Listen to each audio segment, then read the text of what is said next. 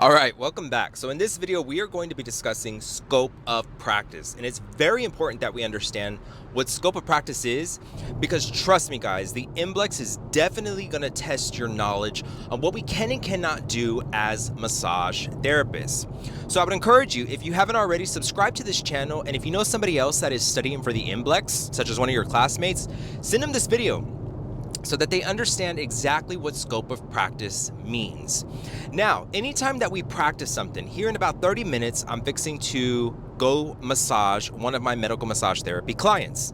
I am practicing massage therapy every time that I do it.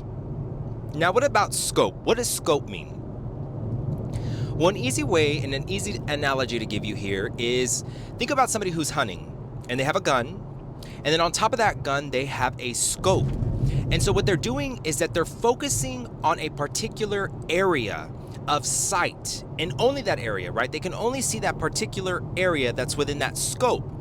And they are not distracted by everything else around that area because they can only see that area. And so it's the same thing when we bring that back to massage therapy. It's the same concept here, right? We are only focusing on massage therapy and what we can do within those parameters, that area. And so, for example, I cannot and will not adjust a client, meaning I will not intentionally pop their bones, their joints, anything like that, right? If a client asks me, hey, can you pop my knuckles? Or hey, can you pop my back? I would have to decline respectfully. And that's something else we'll talk about here at the end of the video, is how to decline a client respectfully. And so one of the things we can do is traction, right? As a massage therapist, and part of Swedish gymnastics is we are allowed to provide traction. However, we have to draw the line at intentionally doing traction to pop a client or adjust them. We cannot or should not do that. If we are doing those things, we are being negligent, and then we can get in some serious trouble, especially if something bad happens to, God forbid, the client, and then we're going to court and we're in trouble, right? And we can lose our license. So we have to be super careful with anything that we do with massage therapy, and we always have to make sure that we're within our scope of practice. Hopefully that's starting to make some sense. Now, let me bring it back to what I do with medical massage therapy. As a medical massage therapist, I can only provide medical massage to my client, right? So let's say that I show up, and I'm really big on this, guys. I have to stress this to my contractors.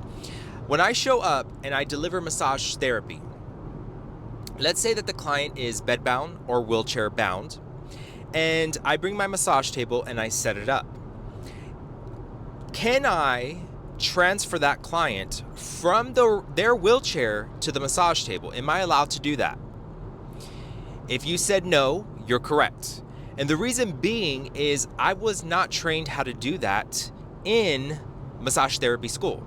So I should not be doing any type of transferring. And that is so big, guys. I have that in the contracts with the contractors that work with me, because I want to make sure that we're always staying within our scope of practice.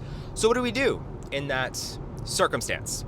Well, we can have caregiver or we can have parent transfer them to the table, or we can deliver the massage in their bed or in their wheelchair. Very important that you understand that it is not within our scope. Another thing that we have to consider is, let's say that we show up and the client is soiled. Can I change the client?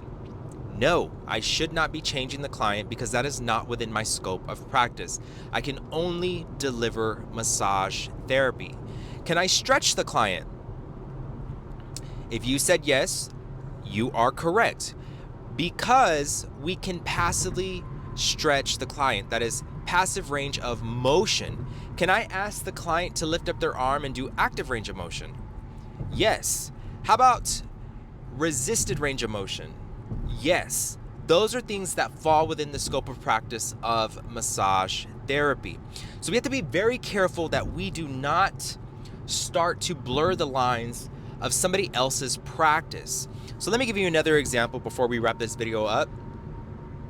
let's say that we're in the spa industry and that a client is wanting us to do microdermabrasion or micro needling on their face, right? We can do a basic facial, but can we do any of those things? The answer is no. The reason being is because that begins to fall within esthetician, right? Their licensing. And so we have to be super careful that we're not doing anything that's not within the scope of practice of massage therapy. Vice versa, right? An esthetician should not be massaging the client's hands, feet, legs, arms, but they can massage the face, they can massage the neck and the shoulders, I believe, but they can't go any further down because then they are starting to fall within our scope of practice. And so that's basically what scope of practice is. And it's very important that you understand it, especially for the MBLEx, because everything that they're going to ask on the MBLEx is to make sure that you understand what you can and cannot do, especially with clinical reasoning, right? That's one of the concepts that is going to be on the MBLEx and is in the MBLEx outline, making sure that you understand what we can do in treatment planning. And so having a very good understanding of what scope of practice is as a massage therapist is going to be beneficial going into the MBLEx. All right. Y'all have a wonderful week ahead, and I will see y'all in the next video. Y'all take care.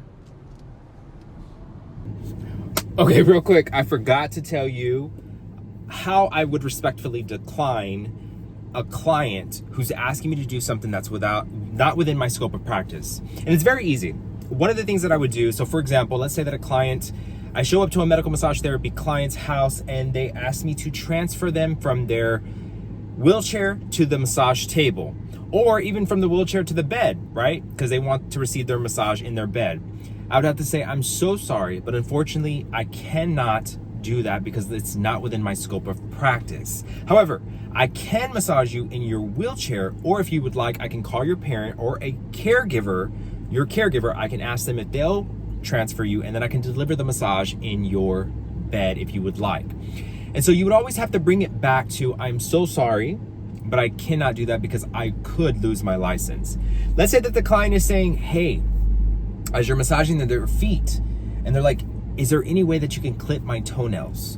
Now, I know that I have a big heart, and so do you. You probably have even a bigger heart than I do, and you want to because it feels like the right thing to do. But again, guys, we have to stay within our scope of practice. And so we would have to say, I'm so sorry, but unfortunately, I cannot do that because I could get in trouble and lose my license if they find out that I ended up doing something like that. And so, again, saying sorry respectfully, giving them the reason why you cannot do it, and then sticking to within your scope of practice and just delivering massage. All right. So I hope that this is helpful. Y'all have a wonderful week ahead, and I will see y'all in the next video. Y'all take care.